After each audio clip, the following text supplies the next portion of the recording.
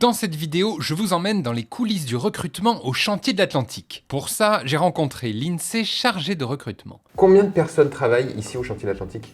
3600 salariés chantier de l'Atlantique. Okay. Et sur site, on peut atteindre entre 8 et 9000 personnes chaque jour grâce à nos co-réalisateurs. Cette année, on est sur 500 recrutements, principalement du recrutement sur les CDI, sur des métiers très différents. On fait également un petit peu de CDD selon les besoins.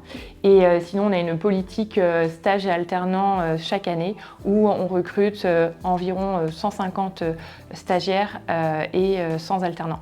Vous recherchez aussi des profils complètement différents en termes de niveau d'études? Quelqu'un qui a un BEP par exemple, a un ingénieur, c'est quoi le tout champ à fait. comme ça? Tout simplement parce qu'on a une multitude de métiers. On a des métiers ouvriers dans nos ateliers de fabrication où on va être sur des postes principalement de soudeurs, de charpentiers métaux, mais aussi des conducteurs de machines à commande numérique. On va avoir des métiers qu'on appelle les métiers du bord chez nous parce que du coup on est sur la conduite de travaux à bord de nos navires ou des ouvrages type les sous-stations électriques que l'on fait aussi. Donc sur tous nos ouvrages, on va retrouver des métiers très différents. Et après, on a toute la partie conception. Le bureau d'études chez nous est important. On a l'un des plus grands bureaux d'études français.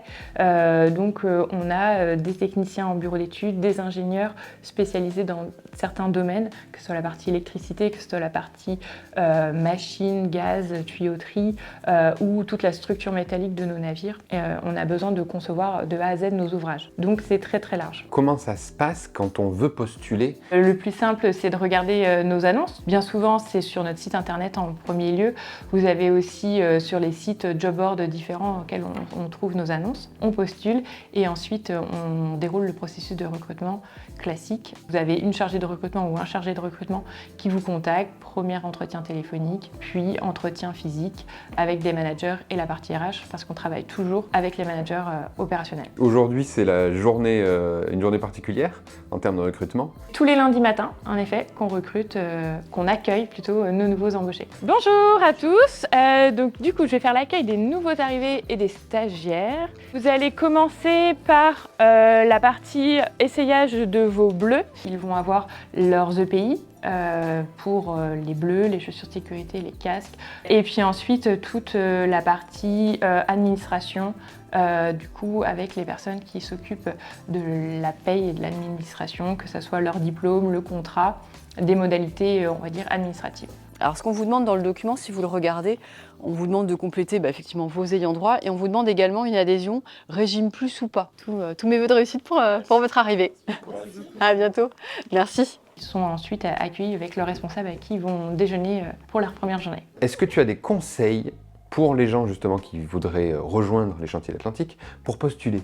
Alors, bien postuler, c'est de nous transmettre un CV avec aussi en précisant sur quel métier ils souhaitent postuler.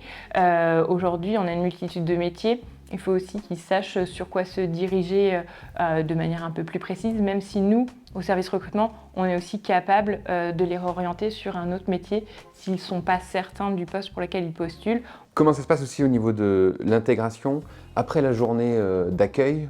Chaque nouvel arrivant a une journée ou deux d'intégration où on leur explique l'entreprise de manière plus générale parce que souvent ils sont dans un service et là le but c'est qu'ils aient une vision globale de l'entreprise. On reste un collectif, on travaille tous ensemble pour faire nos projets, nos ouvrages, donc c'est important que tout le monde sache comment on est organisé dans chaque service. Et il y a aussi une perspective d'évolution quand on rentre au chantier? Aujourd'hui, on a environ 300 mobilités par an, donc 300 personnes qui bénéficient de cette mobilité, donc de ce changement de poste. Certains vont vouloir évoluer, c'est-à-dire changer de poste sur le même type de poste, mais dans un domaine technique différent. D'autres vont vouloir prendre des responsabilités managériales également. Donc il y a une perspective d'évolution quand même. Tout à fait. Ouais. Les métiers souvent dans les chantiers, ça a un stéréotype comme quoi c'est réservé aux hommes. On est d'accord que c'est faux, les femmes sont les bienvenues? Tout à fait. Ok, et alors justement il y en a de plus en plus, comment ça se passe? Ça se féminise, tu sens, ce métier? Alors il faut savoir que dans les années 2000, il y avait à peu près 6% de femmes ici à Chantier de l'Atlantique.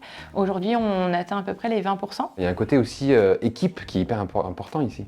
Tout à fait. L'équipe, l'esprit d'équipe est essentiel, le collectif est important et chacun ne peut pas travailler sans l'autre.